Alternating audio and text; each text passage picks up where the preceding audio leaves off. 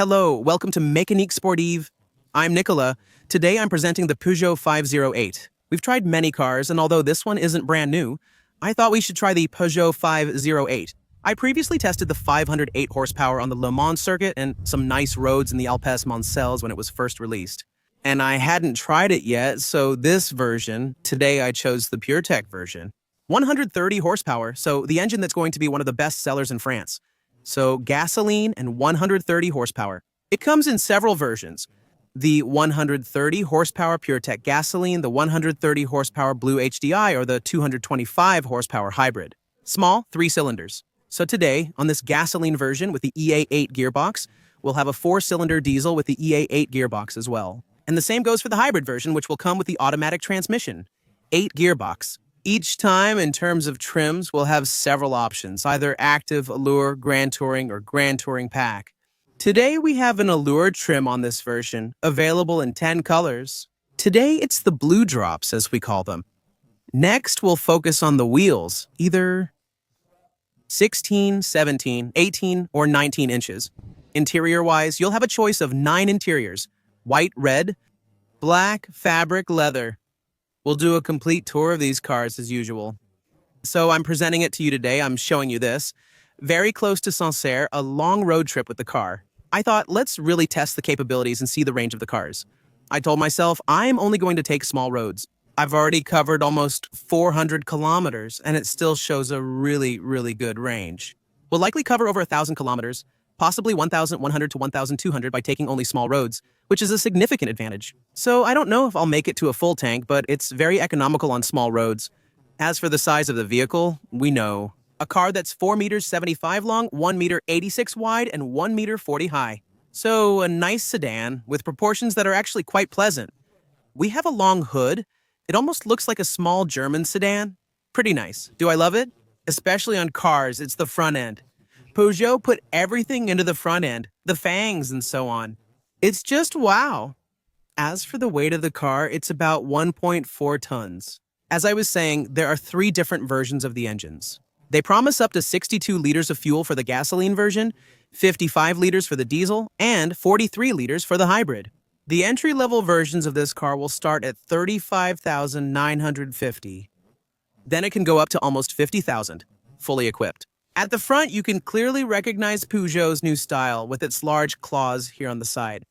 For me, it's one of the best-looking cars. In any case, among French cars and even among German ones, I think there are some that must be quite jealous of this front, which is really very aggressive. The large fangs extend fully down, which isn't the case on the 3008 where they don't reach the bottom of the headlight. Because we have little inserts that are a bit chrome. Whereas here, on the 508, it really goes all the way down. It's much nicer. Even on the new 308, it doesn't go all the way down like this. So full LED lights today, very nice. So you can also have the automatic effect, which we don't have on this version today. We'll also have night vision available, which costs about 1,400 euros, allowing you to have infrared night vision. That's great. I made a video about this when testing the 3008 H4 and 3008. It's the same thing. There were hybrid versions, up to 300 horsepower. It was impressive, so if you want to see the video of the night version, it's pretty crazy. Mercedes started that on the S-Class, and Peugeot followed suit. I was really blown away to see that on a Peugeot. So the style with the 508 noted here. So now, all Peugeots have their number displayed. The front grille features chrome and the old lion logo, reminiscent of classic models like the 504 and 404. The upcoming 508 may sport the new logo, similar to the new 308. We have the little sensor here. The Level 2 driving aids, including lane centering and adaptive cruise control, are very practical for everyday use, particularly for frequent drivers. A blade positioned quite high but tinted body color, and there you have an aggressive look under the hood. The engine is a 1-liter 3-cylinder, and during the test, we'll notice its characteristic 3-cylinder sound. It's not very peppy, but it's enough for a relaxed drive. We'll see how it goes. It still has a few little jolts while driving, a very simple hood, a line here, and that's it. So that's the front, and from the side here, it's still a very, very long sedan. Here, at 4 meters 75, it's still quite a big car, and the rear really, really slopes down. A friend told me it looks like an Audi. What do you think? Is she right? We have the chrome trim here, which gives the car a bit more of a premium feel. This famous blue color is really nice with the sparkles in the sunlight. You can really see the reflections. It doesn't really show up on video, but it's very pretty. Two-tone side mirror, the turn signal repeater here, handles, fridge. Front and back, we have the little button here on all four doors to lock the vehicle. Very simple on the side, nothing extravagant. We have a little plastic trim here, so why not? But there you go, wheels. Today we have 17-inch wheels, which makes the car very, very comfortable. As you know, we have big tires. So the car is comfortable and we'll see during, and that's where the car. It's honestly a real treat because even on speed bumps or on small country roads, honestly, it's very pleasant. And what's impressive is that Peugeot, even while keeping their cars comfortable, makes cars that still have quite an impressive dynamism. Whether in a turn, roundabout, or elsewhere, the car leans slightly but goes exactly where you want it to, providing reassurance. At the back then, the trunk is like a sedan. So it's not just the trunk that opens, you actually have a whole hatch that goes all the way up. The taillights are very characteristic of the new Peugeot models, with 3 sets of 3 claws here, all full LED, and the turn signals are indicated in a very thin bar here. There's also a small reminder of 508 Peugeot on the other side, and as you can now find on the 208, 308, and others. This large strip spans the width of the car with a black center section that visually widens the vehicle. So here, body color, plastic on the bottom, pretty well finished. The indicators here and 2 fake exhaust trim pieces since the actual exhaust is hidden just underneath. This version doesn't have the sporty look. Instead, it will feature 2 small circles on the side, which is an available option. There are still quite a few options in the catalog for the trunk, so to open the trunk, you have to press here. To access the trunk, insert your fingers under the lion emblem. Your fingers don't need to be too large. 487 liters, and with 487 liters, that really leaves quite a lot of space. And when you fold down the seats, you can have up to about 1,540 liters. We have the triangle hanging up there. We have 2 buttons here to close and to activate the automatic closing when you pass your foot under the bumper. Next, under the trunk, under the mat, you can access the tire repair kit as there's no spare wheel. The rear seat has a 2/3, 1/3 split folding configuration. And we also have a small hatch here. So in the back, there's a small section when you open the door, a kind of very nice carbon imitation and a seal that goes all the way around. All right, let me show you inside. So to get in, there's a large door opening up. And as you can see here, you really have to squeeze yourself in. It's a sedan with a roof that's quite sloping when I close my door.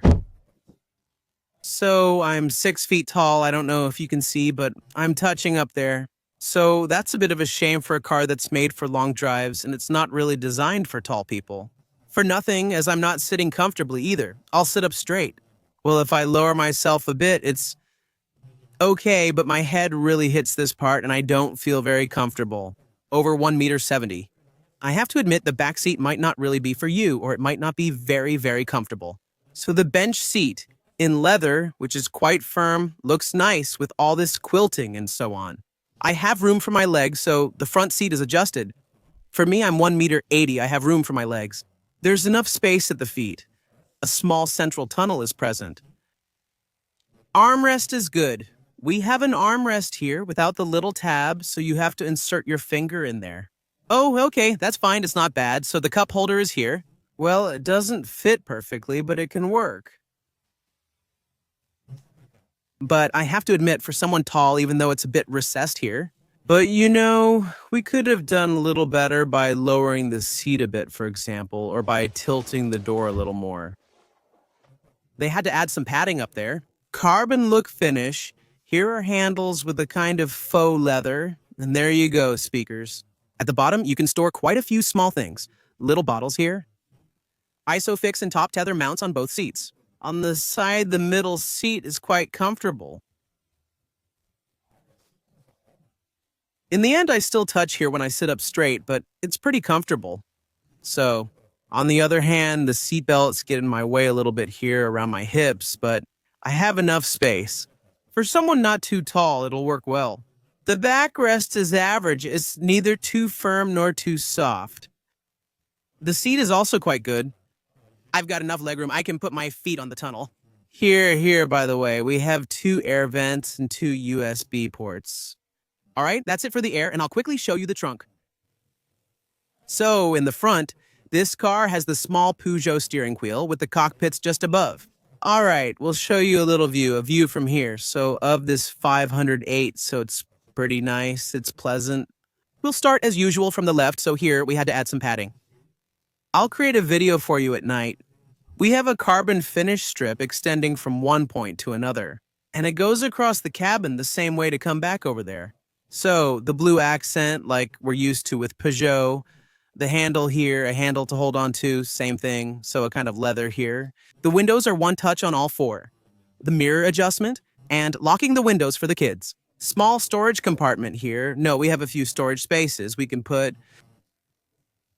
a large bottle here. At the front, the pedals look like this here. Big footrest on the left. Very practical for long trips, then on the left. So we have this finish here, so here, which is padded or not here, but here, so this imitation finish. Kind of pressed carbon, which is pretty nice, so it goes all around the dashboard as well.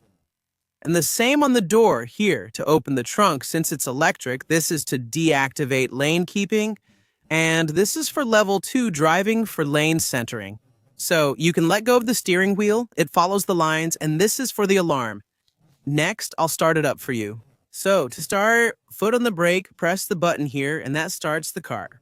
So this screen here lights up, and then this one with the Peugeot logo. So we have a nice screen here and over there. So depending on what we want to have over there, we can see several menus, so we'll be able to scroll through them. That's just like on all other Peugeot cars. So we have the minimal, the dials, driving, navigation, personal, we can adjust them. Each time we have small animations, like the minimal one, but it takes an extremely long time to load them. We always have the speed displayed in any case, so that's the minimal. For example, next, I can have the dials, so it's going to display gauges for me, like back in the day. The driving mode provides me with driving assistance features. The vehicle in front of me, and that's the speed, for example, if there's no vehicle in front of me. Navigation with the global positioning system, which will be here. So for example, I don't have a global positioning system activated right now. Between the 2 dashboard layouts, I prefer having the tachometer on the left, which is what I currently have in my car. So here, tachometer, my speed and my fuel consumption, as you can see, over 393 kilometers, 5.6 liters on average, which is actually pretty good. I left Paris, we went to Bourges, and now we're in Sancerre, soon Sancerre, which is over there, just a few minutes away by car. So here, this little wheel that made me scroll. So this information is for the voice command menus, the sound, the horn. Here, this is for the radio, picking up the phone and then changing the radio station. This way, the small double steering wheel with a flat top and bottom, well known in Peugeot vehicles, features fixed paddles behind the wheel. So me here and more here. So you pull on this little part behind where it's chrome, to shift up or down. That's what you have behind here. With the speed limiter, turning it off, or the cruise control so the regulator can save it in memory. Here you adjust the distance with the vehicle in front of you. Mr. More or less thanks to the buttons behind, or pause like this and with the buttons behind, up like on a 2-sound control on an old Renault, for example. The wipers and the turn signals, here on this side the wipers and on the other side there, the lights. So auto mode and on the right, the wipers. We also have an auto mode for the wipers. When it rains or at night, the lights will turn on. The whole dashboard by itself, so we have the cockpit here, which is always higher up. We don't have a head-up display on the higher models since it's already placed up high. The plastic here, and then everything else is padded. The finish is pretty good. The air vent is there on the sides and at the end over there, here, this big screen, which is touch sensitive here, so you can access it this way. You can get feedback here. You can have shortcuts on this piano key. So here, this is for music. This is for ventilation. This is for the global positioning system. It shows up because I hadn't started yet. The car settings. So we have a shortcut to the settings here, the phone, the apps on Android Auto or the ones connected, and the car settings. So we have the settings here with the options. So we can adjust the instrument cluster and so on. We have other settings for the car here, which will give the vehicle settings and adjustments in this area. So car settings, it's the little car button or the dial button over there. Then for example here, everything is touch controlled on this screen for the climate control. You can adjust here, but what's unfortunate is that every time it brings up the big screen, you can't adjust it directly there. When Global Positioning System is on, the Global Positioning System screen deactivates. You need to return to navigation afterwards. This way, we have the little shortcuts here to deactivate the start and stop. The front and rear defogger and recirculation are part of the climate control, the button to start the car, the drive mode buttons here, which will show up on the screen. Over there, you have sport, manual, normal, or eco modes. I usually drive in eco mode, but sometimes in sport mode. You noticed the red light in the middle. Here, it's to select the gears. So drive, I press here, I drive like this. So even in neutral, I push up once. So each time the little green dot shows up here, reverse there, it goes into reverse. And it shows me the cameras. So front and rear cameras, not real. 360, it will record when you reverse or move forward here. And the parking button like this, we have the park assist here. So by pressing here, it will automatically look for a spot and park itself. The handbrake. This part here, which is connected with a small storage compartment inside, the double cup holder here, which is illuminated at night, it's really nice. The blue object has a hidden USB port accessible by squeezing a secret compartment, which is currently empty. To connect your phone with Apple CarPlay or Android Auto wirelessly, use the wireless charger. Right here, everything is hidden under all this, under the whole console hidden behind. With Peugeot, you press, and it opens like this. A fairly large storage space here with a small light and a jack for the auxiliary input. The seats feature large, comfortable-looking headrests that are quite firm, especially on the upper part. The center is slightly better, but still firm. The seats are made of leather. So what's good is that they're together. And when you drive long distances, but when you move around a little on them, it's good. The front isn't too flat this way. For example, to adjust this part at the front, well, I like that. And seen from the full door, from the back seats, it looks like this. And the tiny window in the back, you really can't see much. As you can see in the rear view mirror here, it's very small in the back, so rear view. Not borderless, so a big edge here, but it automatically detects the sun visors here with the mirror and LED. Up there, the Save Our Souls button and Peugeot assistance right here. So Save Our Souls Peugeot. And the lights here that we can turn on by touch, so when you touch them, they light up the same way on the side. Either the one on the side or all of them in the cabin. The glove box I haven't shown you yet is right here. So with the big yellow vest, we still have plenty of space here. We can fit 2 large bottles, including a 1.5-liter one. Let's leave this Peugeot and go. We're starting the 7,500 and seeing how it goes. Press the button here to start. I've started it already as it's quite hot. What's today's temperature? Wow. 2 weeks ago, I was really sick due to the extremely cold weather. Reverse gear, I press here, I put it in reverse. Backup camera, front and back, wrong. 360 works in Peugeot cars. When reversing, it records the image to simulate a 360-degree view. But you have to move forward or backward for it to remember right here. So look, for example, if I reverse a little by little, it progresses and gives me this simulation. The steering is pretty light. This little steering wheel is quite handy. We still have a big car, but it's fine. And here we go. So when you start the car, in any case, even if you were in sport mode or something else, it will restart in normal mode. You can choose from different modes, such as eco mode. Let's start in eco mode. I like it because it's smoother, it's more pleasant. Let's let the gentleman pass. So when it comes to the brake, you really have to go gently because otherwise the brake is pretty sharp. At the very beginning, the pedal, and then it's going to brake really hard. We'll see that in a little while when we do a slightly more dynamic test. So we're going to test in a turn, and here we have a small roundabout. I'm well held in my seat. I won't say the leather doesn't slide a bit, but I'm well supported. Here, the sound of the Peugeot turn signal is pretty nice. I like it. It's not too aggressive, and in the city, in eco mode, it's pretty good. You don't really feel the gear shifts. On the other hand, when you stop, you still get a little jolt like that every time. Because the gearbox doesn't disengage, it always stays a little bit engaged. And sometimes too. Starting and stopping takes time to restart, so be cautious. But otherwise, even here on bumps and potholes or whatever, it's super comfortable. Yeah, the bumps, I barely feel anything. We'll drive on some cobblestones now, so expect a few vibrations. Here we go, hitting the cobblestones. You can hear the vibrations, but in the seat, you barely feel anything. And it's very pleasant. So shifting gears. Right now, I'm in third. Okay, let's shift to fourth. We just shifted to fourth. It's very smooth, very gentle. No problem, even for city driving.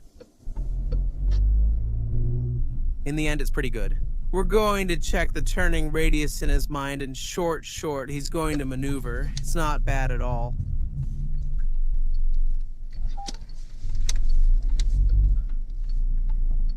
On the other hand, the 3-cylinder, maybe that's it. So here, for example, no, he didn't activate start and stop. But actually, when it kicks in, sometimes it's a bit jumpy, even in eco mode. Next, we have normal mode. So normal mode gives the car a bit more power. Normally, the car won't start because we've been using the radio, which drained the battery.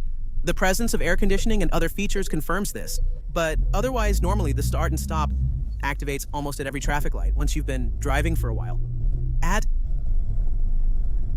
The seats are spacious and comfortable, providing ample room for my elbows and allowing me to feel well settled. The leather seats have small grooves that are slightly noticeable through your back. So it kind of gives you a little massage in the end when you have them against your back for a long time. There you go. We also have, if I need it, Android Auto, Apple CarPlay. You just connect it back here. And there, for example, I just put my Android Auto back on. All right, big roundabout, you know, I like big roundabouts, so it lets me test it a bit in the turns. No, from here, but we're going to pick up a bit of pace, but you can see it handles well. Hold on.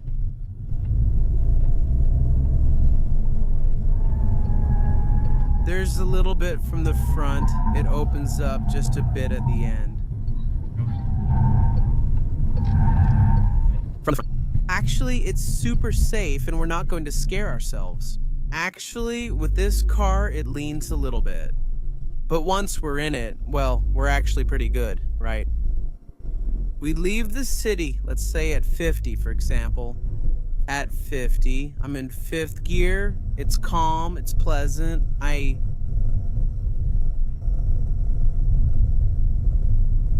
not lying. I can turn on my driving aids, set my adaptive cruise control to 50, and press the button here to keep it steady.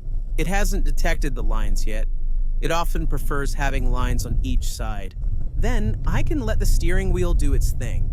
So the car drives itself, even on this kind of small road.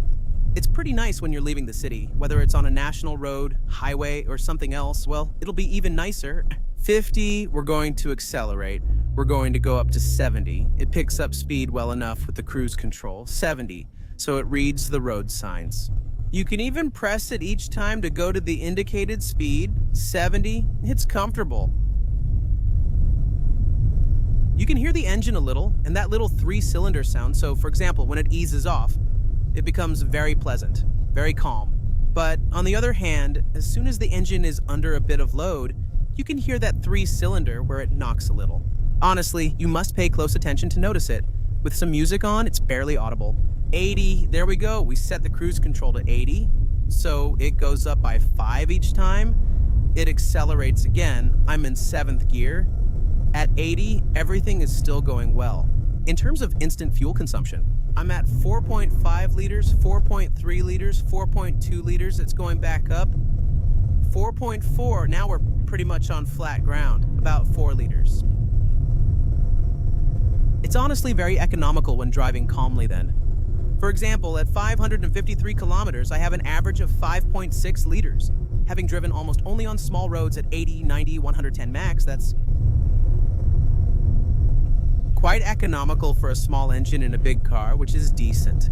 And if I set myself at 90 to stay at 90, we'll try 110 and 130 right after. I'm at 90, she's staying in 7th gear. 2,000 revolutions per minute there. We're on a perfect asphalt road, just the distinctive sound of this small 3-cylinder engine. It's a shame it's not a 4-cylinder. Four cylinders do sound a little nicer, but otherwise it's pleasant. It's very well soundproofed. Not much else to say about that. All right, let's test the dynamic handling of this 508, so it's pretty good. Normally, chassis, so I'm going to switch to sport mode. So we have several options. As I was saying, manual sport for life. Here, it's not without sport.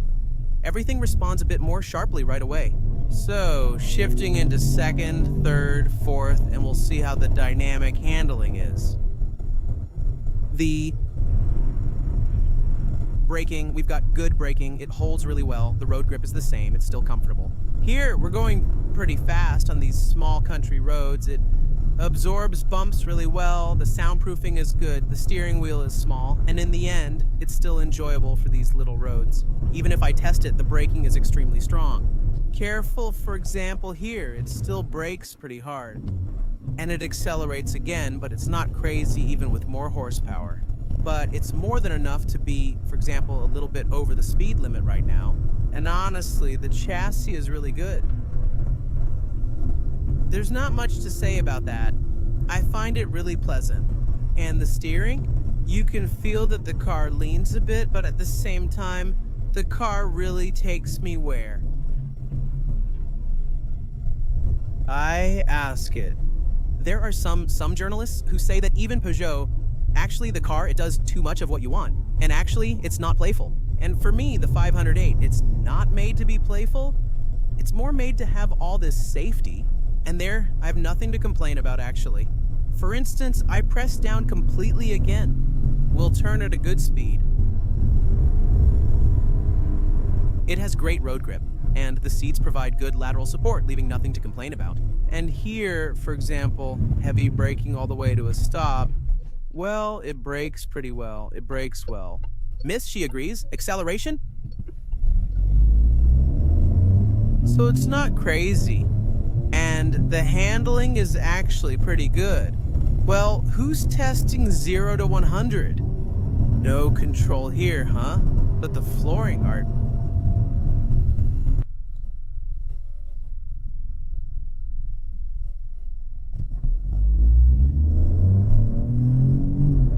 Engine that goes up to almost 6,000 RPM, and so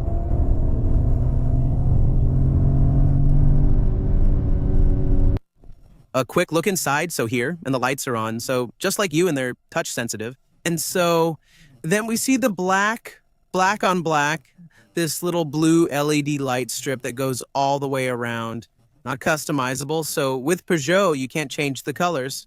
All right, I'm buckling up my little seatbelt, so here we have, as you can see, the same thing. So it's not rolled up, it's blue and lights up blue over there.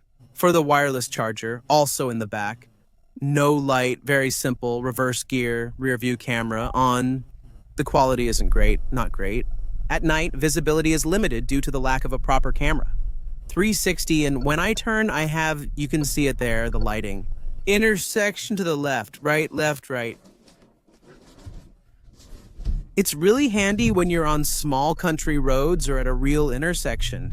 And then, so on this version, today I don't have automatic high beams, but when I turn on the high beams, visibility is still very good. It's true that LED allows for nice white lighting, and I'll show you that on the small roads where it's completely dark right after leaving this little village. Otherwise, to give you an idea of what it looks like from his perspective.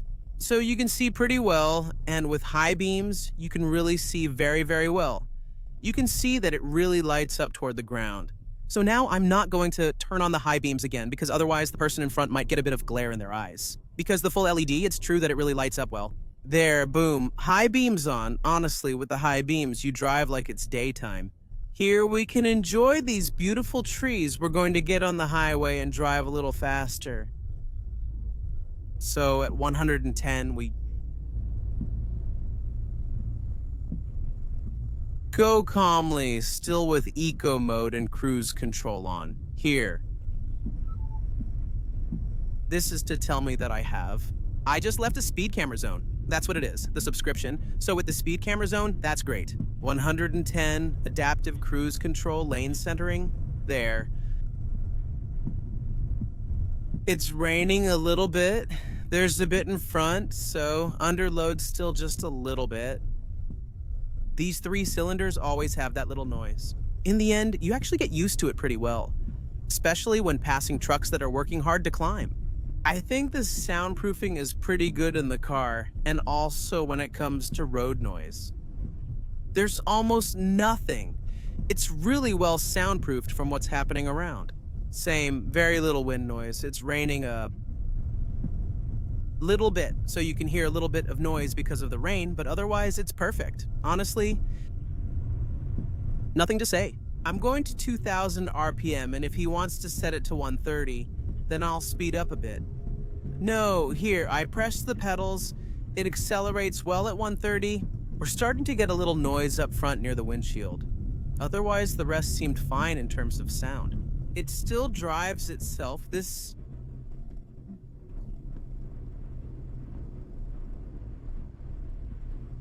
time, the wind noise somewhat masks the engine noise, making it more noticeable.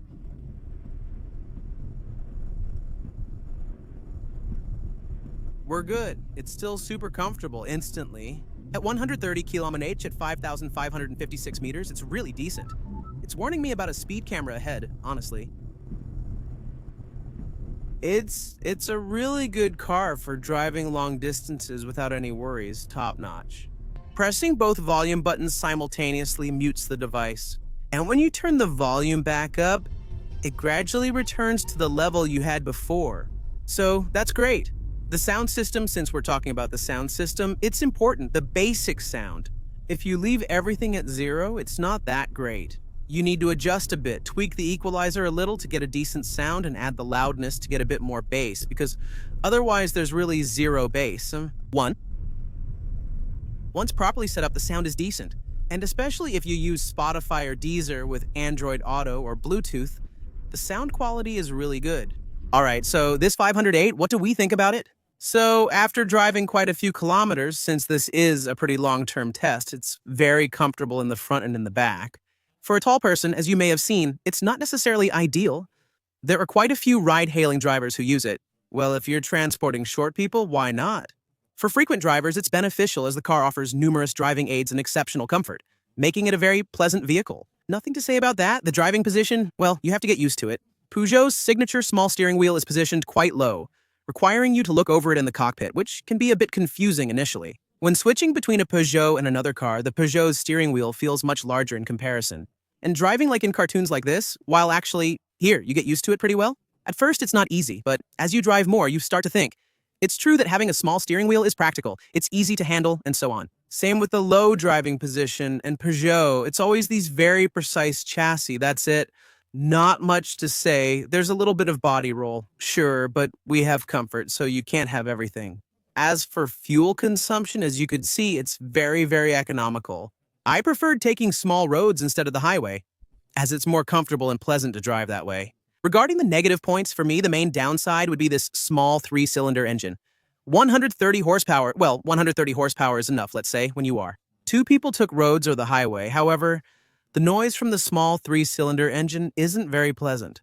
I would have liked maybe a bit more soundproofing, but it's true that the 3-cylinder has its own characteristics, including that rather distinctive noise. Aside from that, a diesel version is available, but in a few years, diesel vehicles will be banned from cities. Otherwise, the hybrid version for me, I think, will be the best compromise. Right now, driving a hybrid is still very, very pleasant. And 225 horsepower in a hybrid, it's the same. It's a big advantage, but it's slightly more expensive. In the end, if you want to drive calmly, save money, and the engine noise doesn't really bother you, then it's not very important. But I think the diesel can also be a very, very good choice because it's even more economical than that. Even this one, we managed to get consumption around 5.5 liters, and when taking small roads, it'll be around 6 to 6.5 liters on the highway, which is pretty reasonable. In terms of comfort, it's good. We have space in the back, we have a foldable bench seat, we have everything we need. There you go. Maybe a little more power would have been nice. A 180 version would have been good, but now there are only these 3 engines left.